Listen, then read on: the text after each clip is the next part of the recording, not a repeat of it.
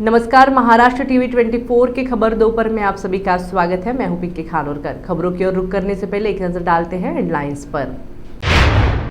थाना अंतर्गत आया हत्या का मामला सामने, दोस्तों ने ही उतारा दोस्त को मौत के घाट।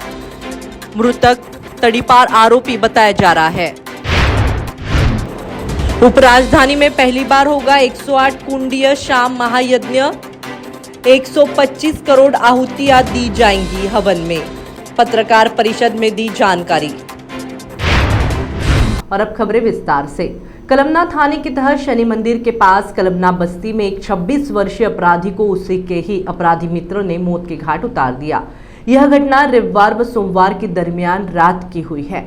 मृतक जूनी कामठी रोड लाभ लक्ष्मी लेआउट निवासी आतिक उर्फ बाबा वरफाटा राजाराम ठाकरे है। इस मामले में 3 आरोपियों को गिरफ्तार कर लिया है। आरोपियों में आसिफ, इम्तियाज अली, सोहेल उर्फ अन्नू प्यारे शेख और राहुल बागड़े का समावेश है। आतिक अपराधी प्रवृत्ति का होने से उसे तड़ीपार किया गया था। 5-6 महीने पहले ही उसकी तड़ीपारी खत्म हुई थी। पुलिस सूत्रों के अनुसार वही हत्या के आरोपी आसिफ पर हत्या सहित अन्य गंभीर मामले दर्ज है। सोहेल और राहुल पर भी कुछ मामले दर्ज बताए गए। रविवार की शाम 6:30 बजे तीनों आरोपी आतिक के घर आए थे। उसे लेकर सभी बस्ती के मैदान के पास बैठकर शराब पीते दिखाई दिए। शराब के नशे में आतिक आसिफ से उलझ गया था। वह नशे में आसिफ से तुझसे नहीं डरता हूँ बोलकर झगड़ने लगा। इसके चलते आरोपियों का आतिक से विवाद हो गया और इस विवाद में उन्होंने आतिक की हत्या कर दी। घटना की जानकारी मिलते ही कलमना पुलिस आला अधिकारियों के साथ घटनास्थल पर पहुंचे। घटनास्थल पर अधिकारियों द्वारा जांच पड़ताल की गई।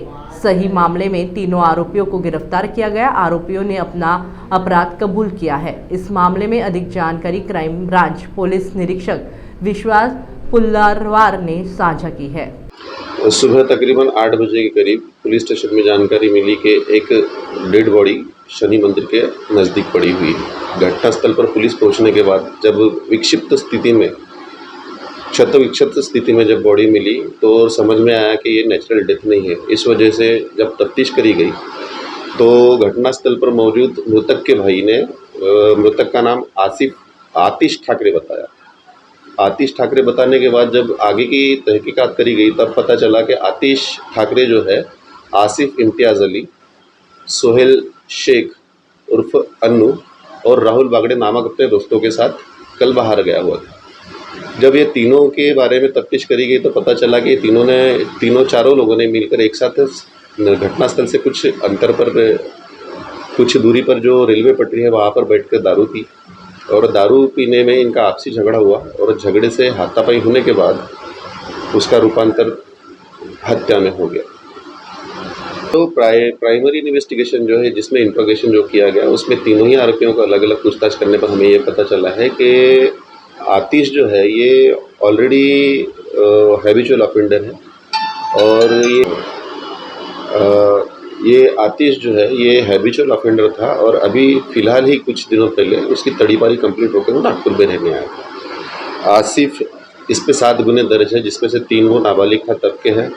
राहुल बागड़े भी नाबालिग था तब का 1 गुना दर्ज है और अन्नू सोहेल प्यारे शेख जो है इस पे भी 2 गुने दर्ज है। ये चारों जब एक साथ दारू पी रहे थे, दारू में किसी बात को लेकर आसिफ की और आतिश की आपसी तू मैं हो गई, जिस दौरान आसिफ ने आतिश को धक्का मार दिया। आसिफ जाकर जब सोहेल और राहुल के ऊपर जाकर गिरा तो इससे तिलमिलाए हुए तीनों ने मिलकर उसे मारपीट करी। मारपीट के दौरान जब आतिश ने इनका विरोध किया और विरोध करने के दौरान आसिफ इम्तियाज़ अली जो है मेन एक्यूज्ड, इसके मुंह को नोचने की कोशिश करी, जिसमें उसके नाक में और हल्का सा एक खरोच आया हुआ था। इससे तिलमिलाए हुए आतिश ने नज़दीक पड़ा हुआ पत्थर उठाकर आतिश के सर पर मार दिया। आतिश का दूसरा नाम, मतलब इसको बाबा उर्फाटा के नाम से भी जाना जाता है, तो बाबा उर्फाटा के सर पर पत्थर पटक दिया और बारी बारी तीनों ने उसके सर पर पत्थर पटकने से सर कुचला गया और उसी में उसका डेथ हो गई। महाराष्ट्र टीवी 24 के लिए अविनाश तोतड़े की रिपोर्ट। राधिका क्रिएशन नागपुर तथा रायसोनी ग्रुप के तत्वाधान में महानाट्य बाल संस्था द्वारा रियावर रामचंद्र की जय बाल महानाट्य का आयोजन 17 जून को भट्ट सभागृह में शाम 7 बजे होगा। 2 घंटे 20 मिनट चलने वाले इस नाटक में 5 से 15 वर्षीय उम्र के 75 बच्चे भाग लेने वाले हैं। यह नाटक नाट्यकर्मी राधिका देशपांडे द्वारा लिखा गया है। इस नाटक में बच्चों का सहयोग रंगकर्मी संजय पेंडसे, ज्येष्ठ निर्देशक शरद पोक्षे पर किया गया है। सभी आयोजकों ने भगवान श्री राम की गाथा पर आधारित इस कार्यक्रम को देखने के लिए लोगों से अनुरोध किया है।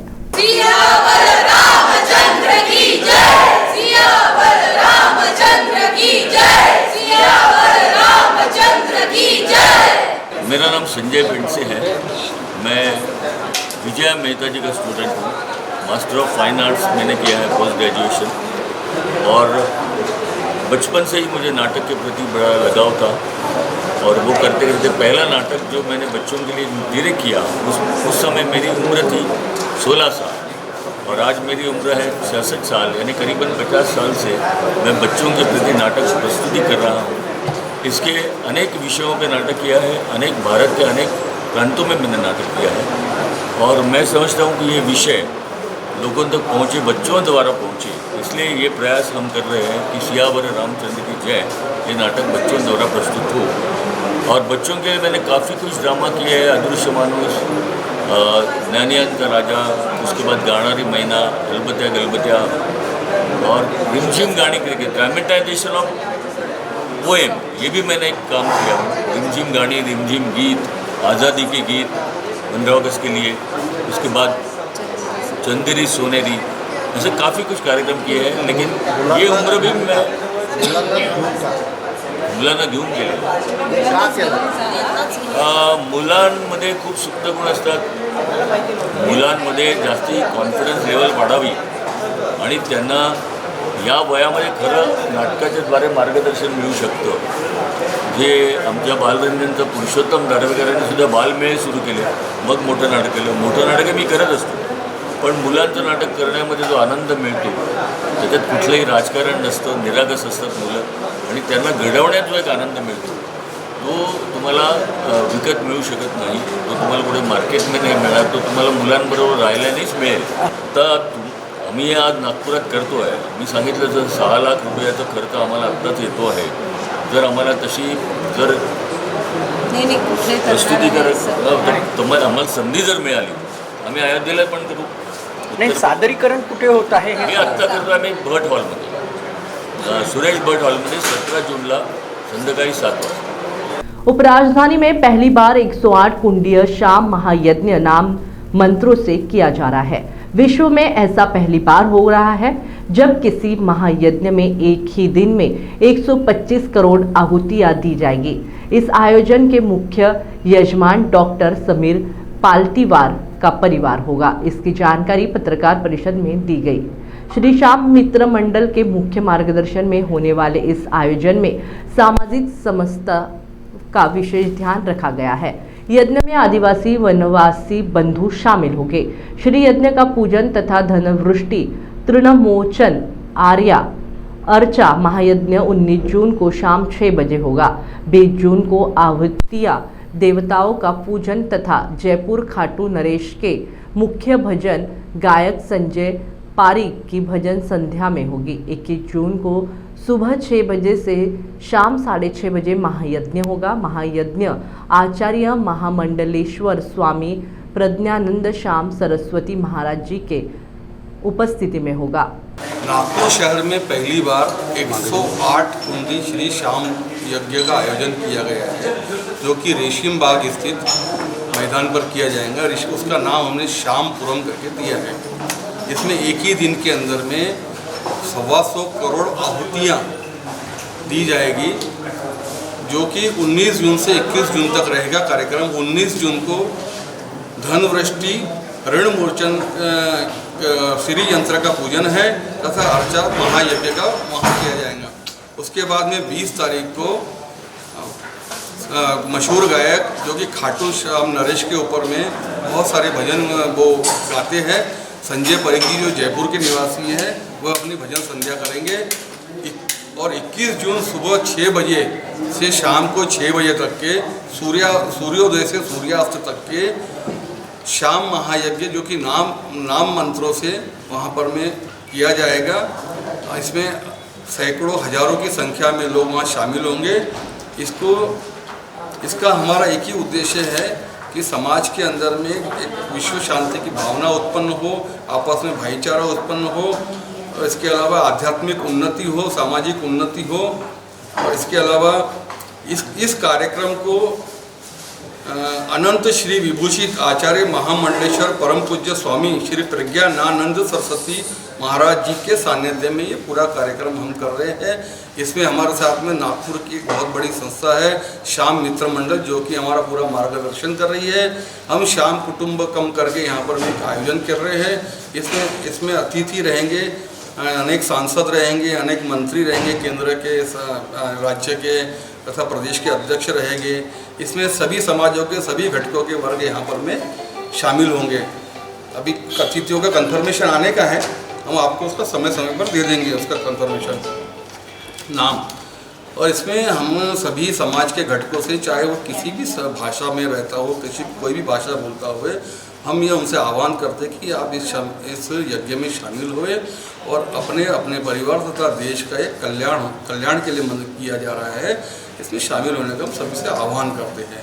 गोंदिया जिले की गोंदिया विधानसभा के निर्दलीय विधायक विनोद अग्रवाल इस समय चर्चा में है।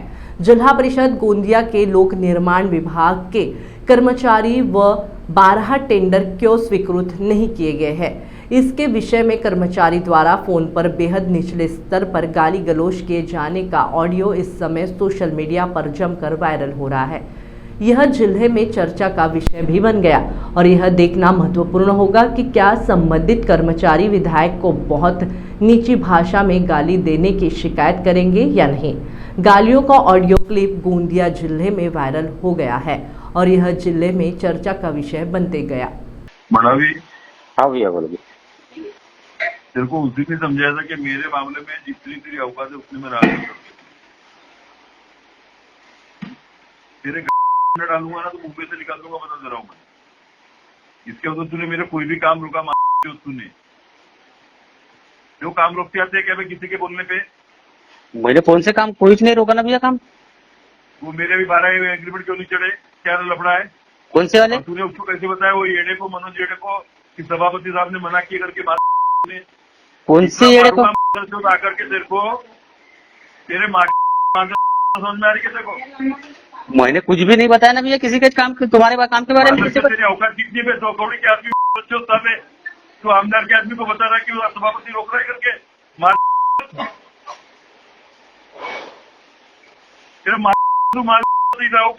तेरे को अजी नहीं बताया ना मैंने भैया।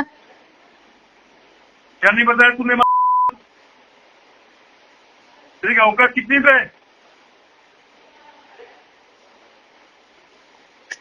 मैंने कुछ नहीं बताया।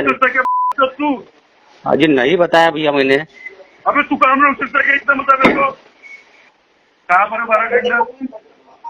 अबे 5 मिनट के अंदर 12 टेंडर जिला परिषद बता रहा हूँ। तू समझा क्या है? 2 करोड़ के आदमी और आज क्या टेबल छोड़ जाने भगवान से तेरे घर में दम नहीं है तो निकले वहां पर जाए क्या साले? तू समझता क्या है मेरे को? 2 करोड़ के आदमी साले। आज मैंने बताया थे ना भैया वो। अबे तूने कल भी रोका तूने वो टेंडर और उसको बोलता है कि सभापति ने मना किया है। तेरे किसी के बोलने पर रोक किया था क्या? तेरा पास कौन है?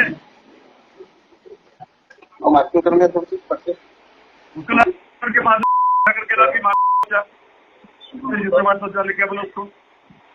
और साले पूरे इधर के उधर तूने दिया। इसके बाद में कोई भी लेक्चर तेरी दूंगा जिला परिषद में आके बता दे रहा हूँ। तेरे ये सबको समझा देना जो भी होंगे उनको। मेरे को अपनी वाले को उतरने मत मानो मेरा हिसाब किताब जिला परिषद में। अगर देखो महारानी तो मेरा नाम विनोद अग्रवाल नहीं बता रहा हूँ मैं। महाराष्ट्र टीवी 24 के लिए अभिषेक भटनागर, गोंदिया। नागपुर जिले की रामटेक तहसील अंतर्गत आने वाले एसडीओ कार्यालय के सामने वन हक धारकों द्वारा राजस्व विभाग, वन विभाग सहित पंचायत समिति की नीतियों के विरोध में महिलाओं एवं बच्चों सहित 150 से अधिक नागरिकों का आमरण अनशन पिछले 5 दिनों से शुरू है तथा वर्तमान समय में अनशनकर्ता आर पार के मूड पर दिखाई दे रहे हैं। वन हक धारकों द्वारा राजस्व विभाग एवं वन विभाग सहित पंचायत समिति रामटेक के द्वारा किए गए विविध अन्याय के विरोध में अपनी 8 सूत्रीय मांगों को लेकर 6 जून से नागरिक आमरण उपोषण पर बैठे हैं। इन अनशन को खत्म करने को लेकर वन विभाग, पंचायत विभाग एवं राजस्व विभाग के द्वारा एसडीओ वंदना सौरंगपति की अध्यक्षता में बैठक आयोजित की गई, परंतु वर्तमान समय तक इस प्रकरण में कोई भी समाधान कारक हल नहीं निकल पाया। ज्ञात हो कि आंदोलन शुरू होने के साथ ही सर्वप्रथम पूर्व विधायक मल्लिकार्जुन रेड्डी, प्रहार जनशक्ति पक्ष के रमेश कोरेमोरे द्वारा अनशनकर्ताओं से मुलाकात की गई, परंतु फिर भी आंदोलनकर्ताओं की मांगों पर प्रशासन द्वारा कोई न्याय नहीं मिल पाया है, जिसके चलते उपोषणकारी त्रस्त हो गए हैं।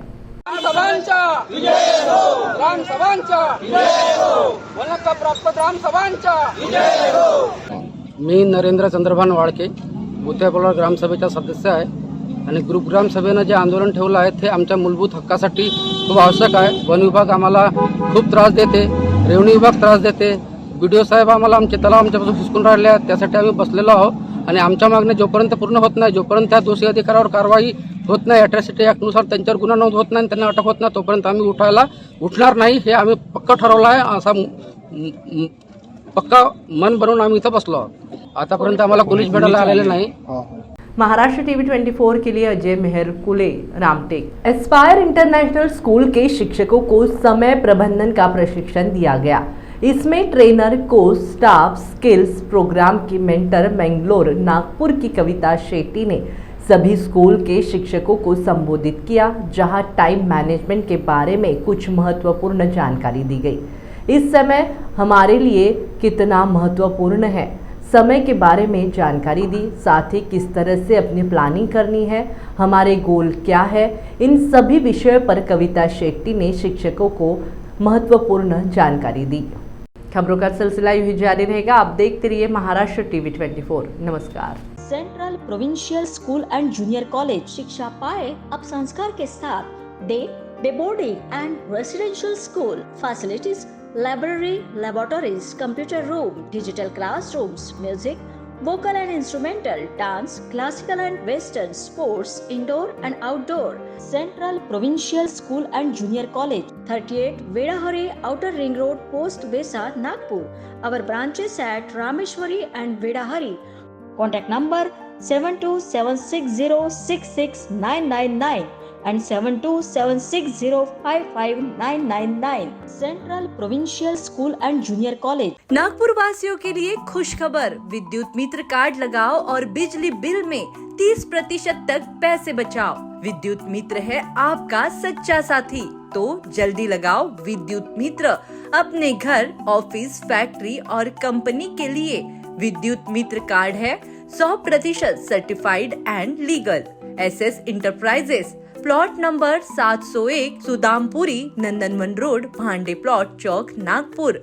Contact Sulabh Sharma 9371909992 9371909993। E rickshaw ने हमारी रोजमर्रा की जिंदगी काफी आसान कर दी है। अब ऐसे में परफेक्ट मोटर्स ने लाया है बैक्सी ई रिक्शा, जो सिर्फ सफर करने वालों की ही नहीं बल्कि सफर के लिए सारथी की भी जिंदगी आसान कर दे। बैक्सी, भरोसा जीत का। अब परफेक्ट मोटर्स में ई रिक्शा के साथ साथ लोडिंग व्हीकल पर 10 से 15% की छूट। पहले आए पहले पाए, वो भी बिना पेट्रोल, बिना प्रदूषण। परफेक्ट मोटर्स बैक्सी ई रिक्शा, ई लोडिंग व्हीकल उपलब्ध। Life time servicing, labour charges बिल्कुल मुफ्त। अनुभवी टेक्नीशियन, बैंक फाइनेंस की सुविधा उपलब्ध। आपके खुद के इनकम पर लोन सुविधा भी उपलब्ध। अधिक जानकारी एवं बुकिंग हेतु आज ही संपर्क करें 071229999588। हमारा पता perfect Motors, Rani Durgavati Chowk, bank of Baroda के पास, नागपुर। जब कुछ समझ आए और कुछ नया खाने का मन हो जाए तो आइए पवन भोजनालय। पवन भोजनालय कम दाम में स्वादिष्ट खाना ऐसा जो मन भर दे। पवन भोजनालय मटन करी, चिकन करी के साथ साथ अब शुद्ध शाकाहारी भोजन, वो भी भरपेट। तो यदि आप स्वाद की तलाश कर रहे हो तो आपकी तलाश अब हो गई पूरी। पवन भोजनालय 200 लोगों की बैठने की व्यवस्था, साथ ही चूल्हे पर तैयार किया भोजन। बर्थडे पार्टी, किटी पार्टी के लिए सबसे अच्छा होटल पवन भोजनालय।